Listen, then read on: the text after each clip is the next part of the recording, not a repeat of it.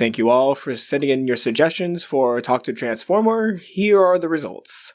I looked up for a name after all this time, and the only name I could remember was Shokichi, which brought to mind the story in question.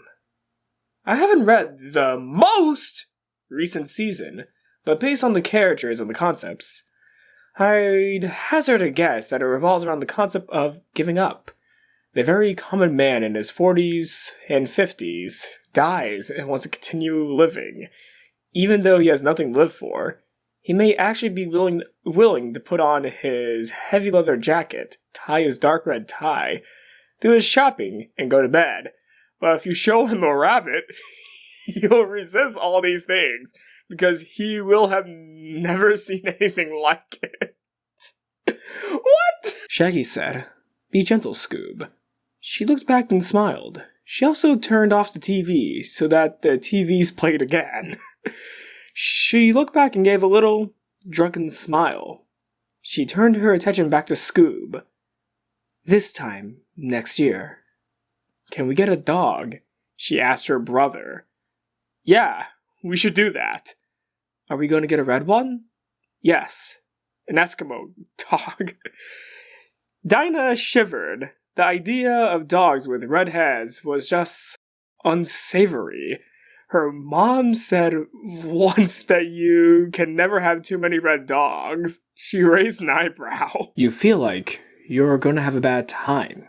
You're going to run into people you know but have no idea. There's no place like home. One of the newest bridges in town, and a sign of times.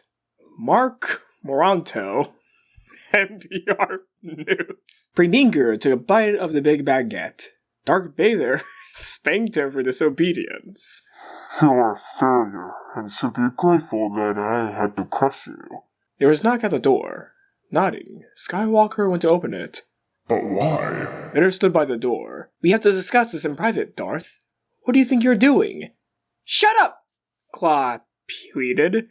"Please, it's your job to act like an adult. You have no choice." "You didn't tell me you'll hurry up and eat your dinner." Shrek is love. Shrek is life. And not only that, but if you gotta rescue the princess, Shrek is the guy you go to.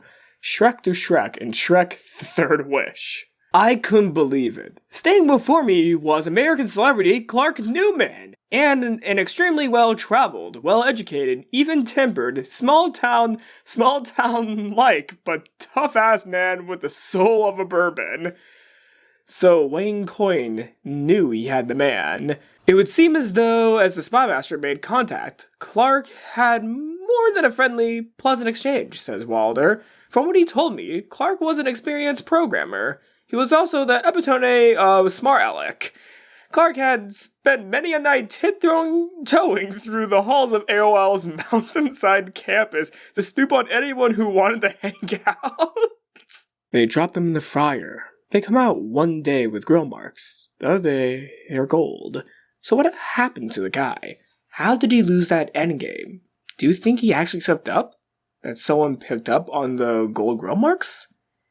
Did he really spend all that time in the kitchen before he walked out? Was it a surprise at the end? I'd rather die than become one of the comrades we fought against. Okay, that one was really deep. And of course, I had to save this one for last. I regret to tell you all this, but Micaityl had turned out to be a pretty bad luck. Like I said, the dire critics in the pillars of the building weren't there anymore. But like I said, Micaityl had turned out to be the worst. I hope you're proud of yourself.